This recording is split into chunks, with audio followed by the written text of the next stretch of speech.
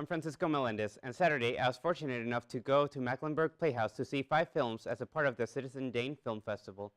It's a great experience, and I'm here to give you a top 5 ranking them from least favorite to favorite.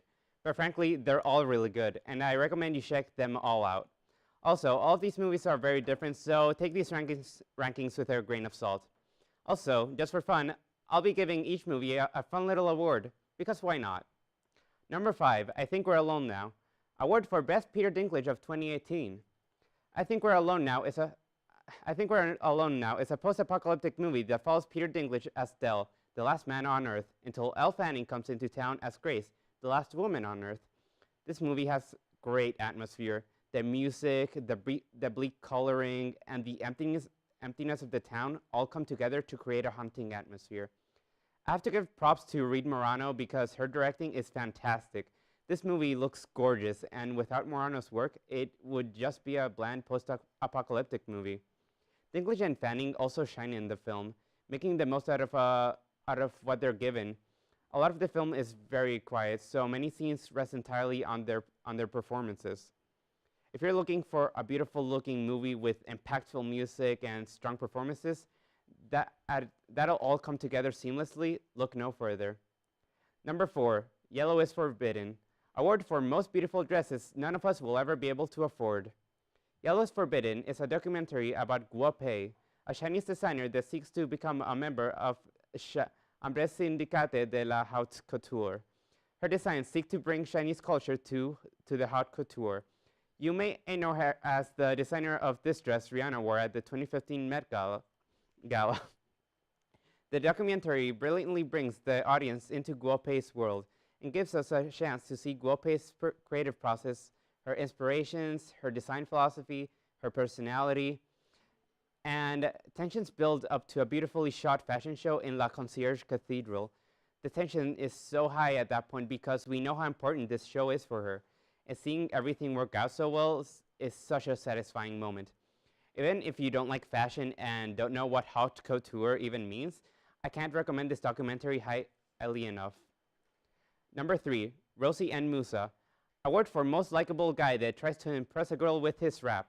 Also known as Only Likeable Guy who tries to impress a girl with his rap. Rosie and Musa is a delightful little movie from Belgium, directed by Dorothee van den Berg. The story follows the titular Rosie as she moves to a new apartment with her mother, after Rosie's father is arrested.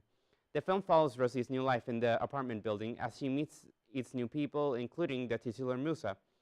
The film's biggest strength is the simplicity of the story and the direction. The plot is rather simple, but in a good way. It's the everyday happenings of Rosie and her interactions with her community. There's some interesting drama with Rosie having to understand that her parents simply can't be together anymore. And Rosie's arc is definitely a compelling one that keeps the viewer interested. Also, it looks gorgeous. It's beautifully shot, and there's a lot of creative ways in which the film brings Rosie's youthful imagination to life. Rosie and Musa is a movie you should watch as a service to yourself. It'll make you smile the rest of the year. Number 2, Rafiki. Award for a biggest, oh hey, I'm crying, how did this happen moment.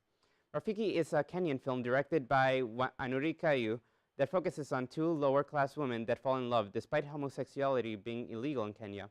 You've probably heard this movie caused quite a stir in its country of origin, and if you haven't, head on over to the MUTV.missouri.edu to read my article on Citizen Dane and hear more or in-depth thoughts on these movies.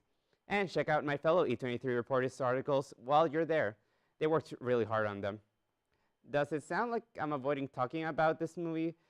Well, it's because this movie is, how do I say it, just really hard to talk about. It's very emotional, it's powerful, and it's just a very impacting movie. It talks about it. There are so many moments in this movie that are so harrowing that people in the audience gasped in shock. They couldn't believe what was happening. And when I got out of the theater, I just had to pull myself together. It was really strong. Sia and Shayla Munieva sell the heck out of their roles. Their love story is genuinely romantic, and when they're torn apart by their society, it's devastating to say the least. To make matters worse, they're the daughters of 2 opposing political candidates. This movie reminded me a lot of Moonlight in that it gives us a look at what romantic life is. It's like for a group of people who don't normally get to be seen on film. And just like Moonlight, the most tragic question in Rafiki is, could these people ever even get out of their circumstances? This is the kind of movie that should be discussed and analyzed. It's definitely an important film that everyone should see. Number 1, Never Going Back. Award for Best High as a Kite Scene. Never Going Back is a coming-of-age comedy directed by Augustine Frizzell. It's a story of 17-year-old best friends Jesse and Angela, high school dropouts who live from paycheck to paycheck. When they waste their rent money on a trip, they start doing whatever it takes to avoid ending up in the streets. This movie is based on Frizzell's own life experience and shows because this is a very personal story. Jesse and Angela are played beautifully by Camila Morone and Maya Mitchell respectively. Their on-screen chemistry is extremely authentic. The script helps them flex their comedic chops. It's hard to make a running gag about holding in poop funny, but Never Going Back did it. The greatest thing about this movie, though, is how it tells this dark and unfortunate period in someone's life through comedy in a way that is both funny, but also shows the audience how hard life is for these girls. There's a moment where the girls are fired, and while they aren't 100% blameless for it, the movie does show that a lot of the reasons they're getting fired for were caused because of the other people in their life. It's an impressive feat that by the end of the movie, I was rooting for them to make it out of town just after they stole money from an unconscious old man. Don't miss this movie. It's one of the funniest, most cleverly written, and it gives an intimate look at the hardships of being a high school dropout. I can't recommend it enough. Did any of these movies pique your interest? Tweet us at MUTV23. And like I said before, check out all of the Citizen Jane articles at mutv.missouri.edu.